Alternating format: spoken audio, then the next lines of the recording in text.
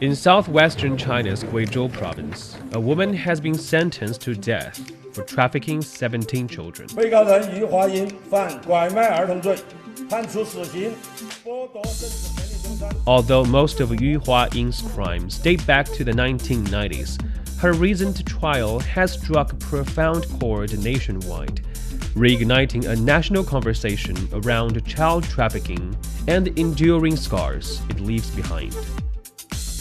Why does a case from over 2 decades ago still resonate so strongly today? And what is the current landscape of child trafficking in China? My colleague Jiang Tao is with us to unpack the complex history of human trafficking in China and its lasting impact. It's Thursday, October the 31st. The case of Yu Huaying has really drawn attention from the entire country. And is it because she's the first ever convict in China to receive death sentence because of human trafficking? Actually, the case of Yu Huaying is not the first death penalty case for human trafficking in China. As early as 1983, authorities already stipulated that criminals who committed such crimes could face penalty up to death. And over the years, many offenders have received death penalties, including a case in 2010 involving Yu Lixiang, who trafficked 33 infants. That's a number much higher than the convict, this time Yu Huaying.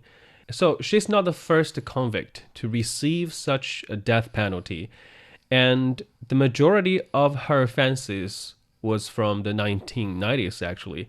And why is this convict, Yu Huaying, who is known for her crimes from over 20 years ago, still capturing so much attention today?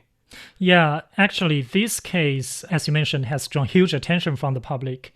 It has several reasons, and I think the primary reason is because Yu Huaying has trafficked 17 people, and I know it's hard to believe the first victim is her own child.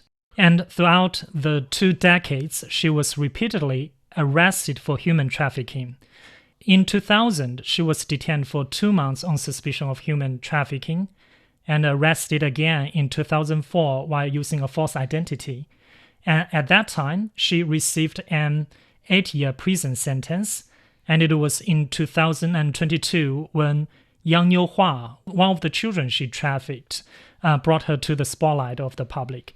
And the 17 victims resulted in the separation of 12 families. And some parents are still suffering in search for their children, and many of them ultimately succumbing to depression. And actually for Yang Hua's case, her parents also died in their 30s due to this tragedy. And none of the 17 cases were reportedly voluntarily by Yu Huaying. And her attitude during the trial further fueled public outrage. After being sentenced to death in the first trial, she showed no remorse and denying any abuse of the children she trafficked and attempting to shift all the responsibilities onto her partners in crime, namely her husband and lover. Okay. So you brought up the name Yang Hua, who is one of the children that got snatched by Yu Huaying, and she seems to play a very important role in this case. And is she a main factor that led to the arrest and now even the sentencing of Yu Huaying? Yeah, you're right. Actually, Yang Hua played a very critical role.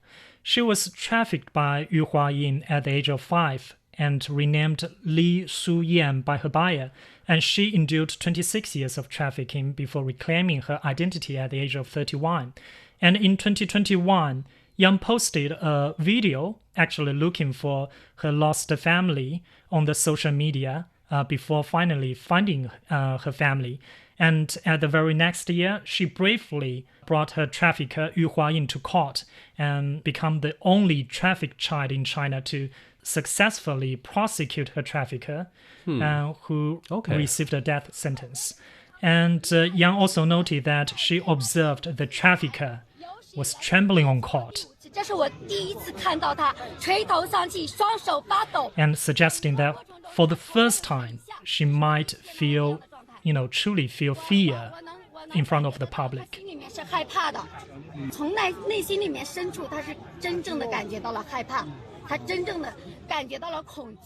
And after the trial, Yang Youhua continued her efforts and assisted many other families searching for lost relatives and provided support to multiple victim families.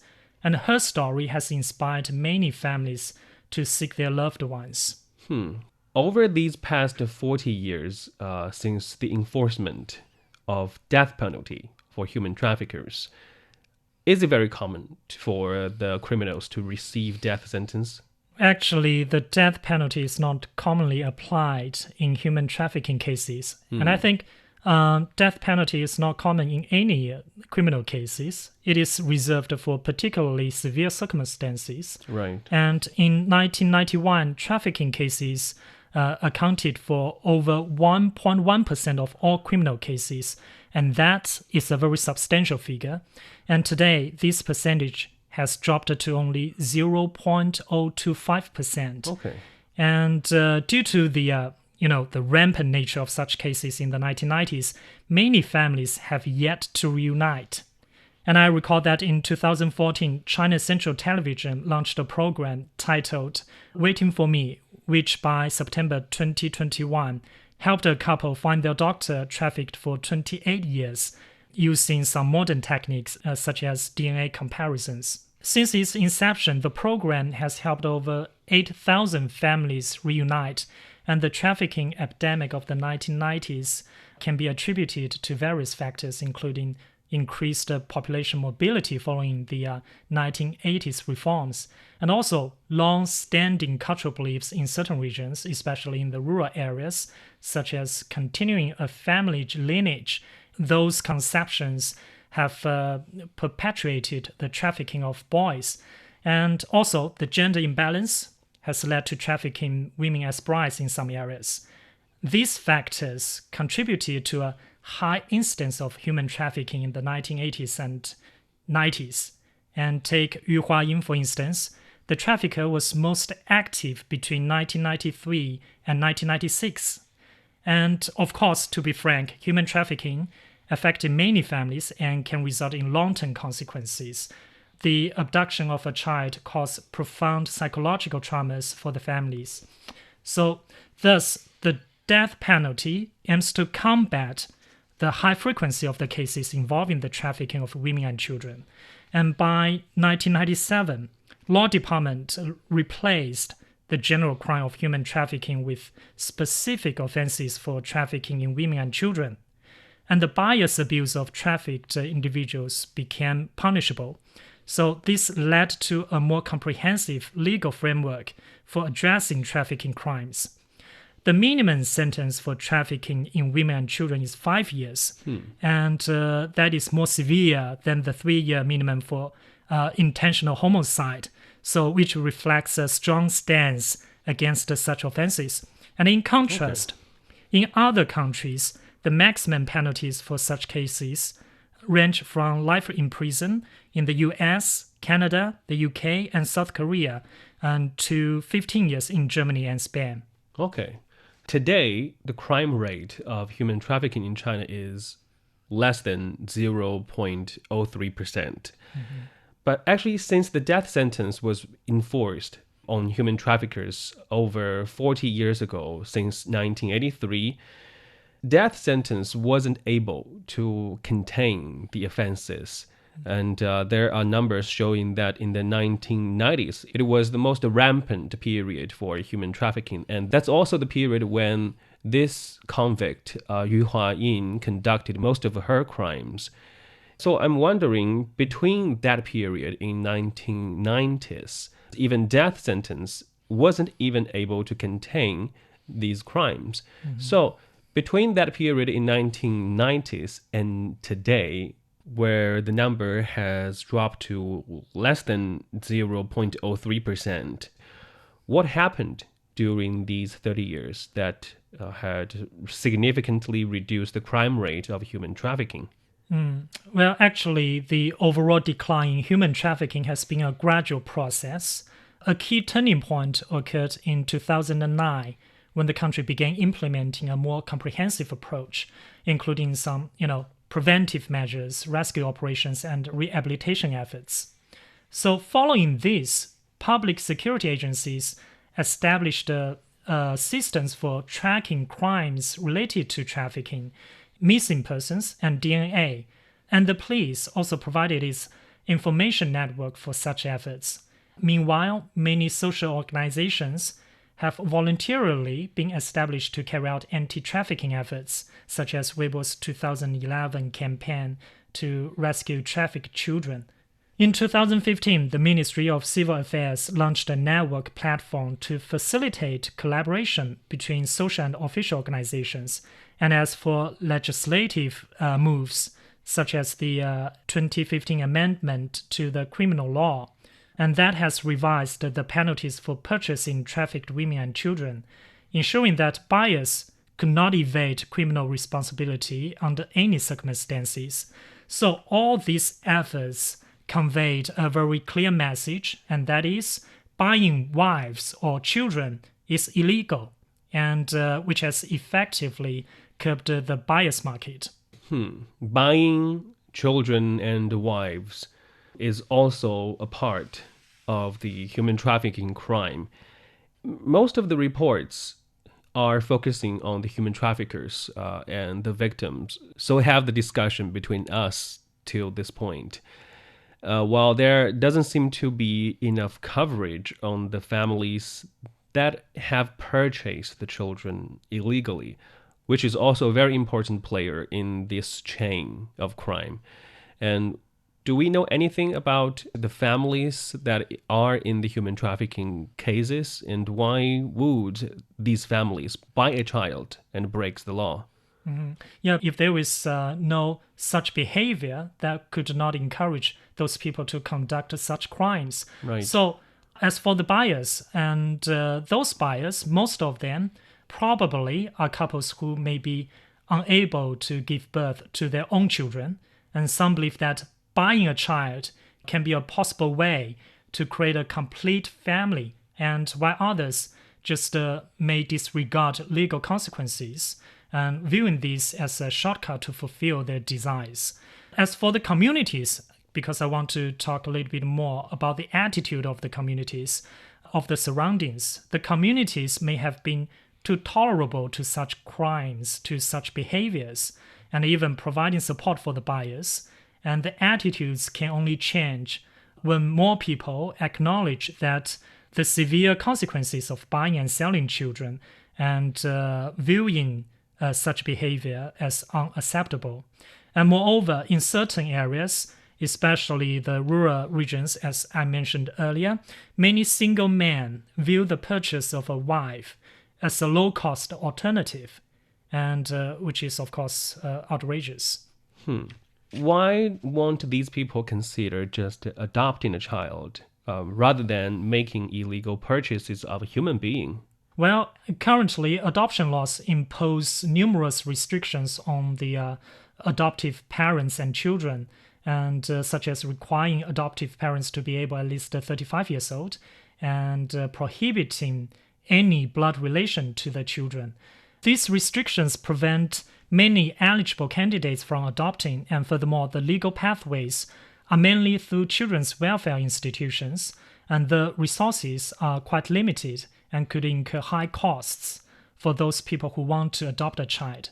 And data shows that the number of adoptions by mainland residents dropped from 38,000 in 2005 to 11,000 in 2020, and adoption, fails to meet the actual demand due to stringent legal requirements.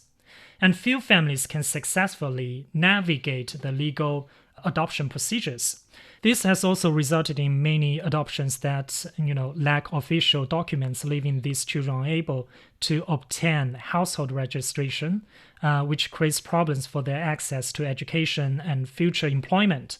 And our adoption system needs to improve, including relaxing some restrictions and facilitating registration procedures. But these inconveniences in adoption cannot be the justification for making illegal human purchases. So, what kind of punishments will the families get for purchasing a child when the human trafficker can get up to a death sentence? Nowadays, laws impose actually relatively light penalties on buyers. The maximum penalty for purchasing trafficked women and children is only 3 years of imprisonment. The buyers of human trafficking are not innocent, and I think human trafficking is similar to bribery. They are both a symmetrical crime because both parties involved in the crime jointly conduct the criminal behavior, and both parties should shoulder similar punishment of the crime. According to current law, the person who gives bribe may face a penalty up to death, and the person who receives bribe can face penalty up to life in prison. But for the case of human trafficking, the people who conducted human trafficking, of course, faced a very severe punishment, up to the death penalty.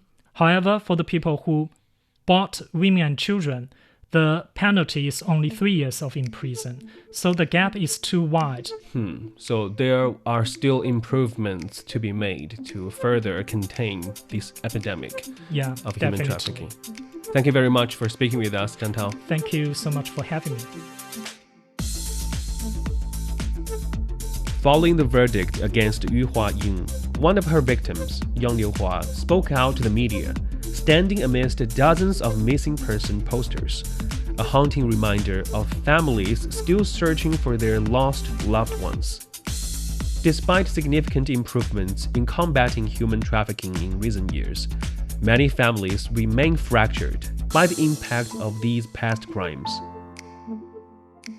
And disturbingly, recent reports have uncovered what are known as modern trafficking schemes, with some hospital staff allegedly acting as brokers in the illegal sale of babies, connecting buyers and sellers, and even providing fraudulent birth certificates and vaccination records. That reminds us that the fight to end these horrific crimes must remain relentless to prevent more families from suffering the same heartbreak. That brings us to the end of this episode of Deep Dive. If you enjoyed what you just heard, don't forget to follow us on your podcast platforms. Just search for Deep Dive. You can also leave comments to let us know what you want to learn about China and beyond. This episode is brought to you by me, Li Yunqi, and my colleagues Zhang and Qizhi. Special thanks to CGTN Radio reporter Jiang Tao. I'll see you in the next one.